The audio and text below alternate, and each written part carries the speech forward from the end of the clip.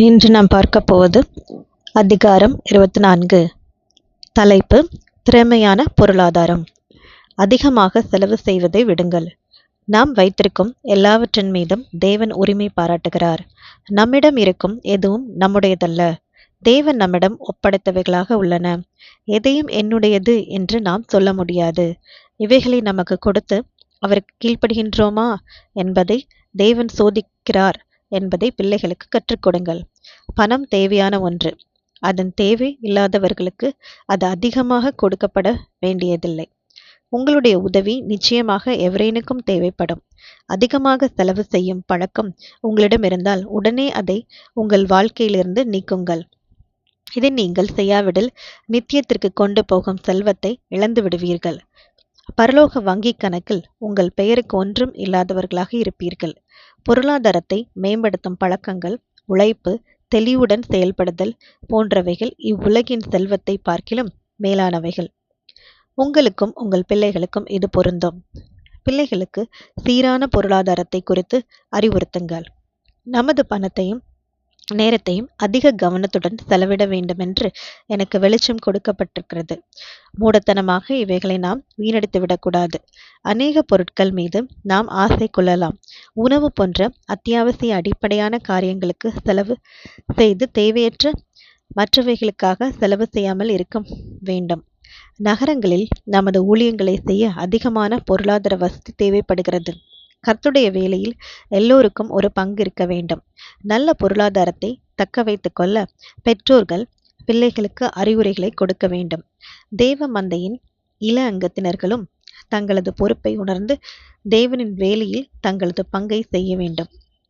அதிகமாக செலவு செய்வதனால் அன்பு வெளிப்படுத்தப்படுவதில்லை. வீட்டில் நல்ல பொருளாதாரத்தை கை கொள்ளுங்கள். இவ்விஷயத்தில் பல விக்கிரகங்கள் காணப்படுகின்றன. அவைகளை தூக்கி எறியுங்கள். உங்களது சுயநலமான சிற்றின்பங்களை விட்டுவிடுங்கள். வீடுகளை தேவையில்லாத அளவிற்கு அலங்கரிப்பதற்காகவும் அழகுபடுத்துவதற்காகவும் தேவனது பணத்தை பயன்படுத்தாதீர்கள். அப்பணம் மீண்டுமாக உங்களிடமிருந்து கேட்கப்படும். பெற்றோர்களே, தேவனது பணத்தை உங்களது பிள்ளைகளின் தேவையற்ற அளவில்லா ஆசைகளை நிறைவேற்ற பயன்படுத்தாதீர்கள். கிறிஸ்துவிற்காக இத்தவறை செய்யாதீர்கள்.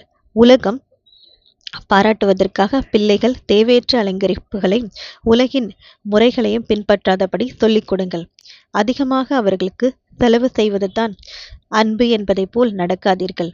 அவர்களது பெருமையை கூட்டும் ஆசைகளையும் சுயநலத்தின் விருப்பங்களையும் நிறைவேற்றுவது அன்பல்ல. பணத்தை செலவழிப்பதற்காக புதிதான வழிகளை கண்டுபிடிக்க அது நேரமல்ல.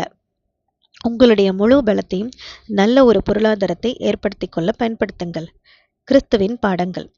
5000 நபர்களை அவர் போஷித்ததில் நமக்கு ஒரு பாடம் உள்ளது. பொருளாதாரம் செழிப்பாக இல்லாத சமயங்களில் நாம் கையாள வேண்டிய சிக்கனத்தை இது காட்டுகின்றது. ஓர் அற்புதத்தை செய்து பெரிய கூட்டத்தை இயேசு போஷித்தார். பின்பு ஒரு பருக்கை கூட வீணாக்காதபடி கவனமாக இருந்தார். எதுவும் வீணாகாதபடி கவனமாக சேகரிக்கப்படும்படி சீஷருக்கு கட்டளையிட்டார். பரலோகமே அவரது கைவசம் இருந்தது. ஆயினும் ஒரு சிறிய அப்பத்துண்டு கூட வீணாக அனுமதிக்கவில்லை. பயனுள்ள எதையும் எரிந்து விடாதீர்கள். உபயோகப்படுத்தப்படக்கூடிய எதுவும் வீசிவிடப்படக்கூடாது. ஞானத்துடனும் சிந்தித்தும் கவனத்துடனும் செயல்பட வேண்டும். சிறு விஷயங்களிலும் சேகரிக்க கற்றுக் கொள்ளாததால் அக்குடும்பங்கள் அடிப்படை தேவைகள் கிடைக்காமல் தவிக்கின்றன என்பது எனக்கு காட்டப்பட்டது. சிக்கனத்தை அவர்கள் கற்றுக்கொள்ளவில்லை. கிறிஸ்துவிற்கு அளவில்லாத வேலைகள் செய்யப்பட வேண்டி உள்ளன. கிறிஸ்துவின் வேலையில் பெரிய பதவிகளில் இருக்கும் நபர்கள் அவ்வேலையில் தோல்வியடைந்திருக்கின்றனர். இதற்கு காரணம் அவர்களது திறனற்ற பொருளாதாரம். ஊழியத்திற்கு வந்த பின்பு அவர்களது செலவுகளை கட்டுப்படுத்தவில்லை. அதிகமாக செலவழிக்கும் பழக்கம் ஊழியத்தின் வெற்றியை தடை செய்துள்ளது. அவர்களது பணமானது ஊழியத்திற்கு பயன்படவில்லை. பணத்தை சரியாக கையாளுவதை எப்படி கற்றுக் கொடுப்பது?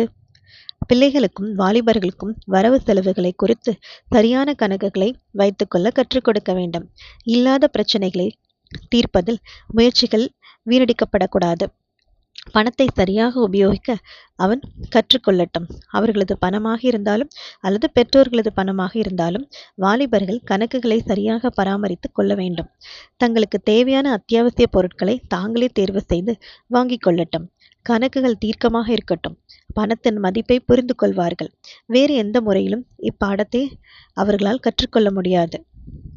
கணக்குகளை வைத்து கொள்வதன் முக்கியத்துவம். சிறு பிராயத்திலிருந்தே பிள்ளைகள் எழுத படிக்கும் கணக்கு பார்க்க கற்றுக் கொடுக்கப்பட வேண்டும்.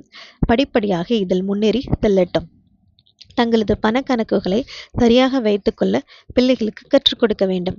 அளவில்லாமல் செலவு செய்யும் சிறுவன் அளவில்லாமல் செலவழிக்கும் மனிதனாக மாறுவான். சுயநலம் நிறைந்த மாயைகளை பின்பற்றும் சிறுமி அவைகளை செய்யும் ஸ்திரீயாக மாறிவிடுவாள். நம்மால் நேரடியாக தொடர்பு கொள்ள முடியாத மற்ற வாலிபர்களை பார்த்து கொள்ளும் பொறுப்பும் நமக்குள்ளது. நமது பிள்ளைகளை நாம் சரியாக வழிநடத்தியிருந்தால் அவர்கள் மற்றவர்களை சரியாக வழிநடத்துவார்கள். ஆமேன்.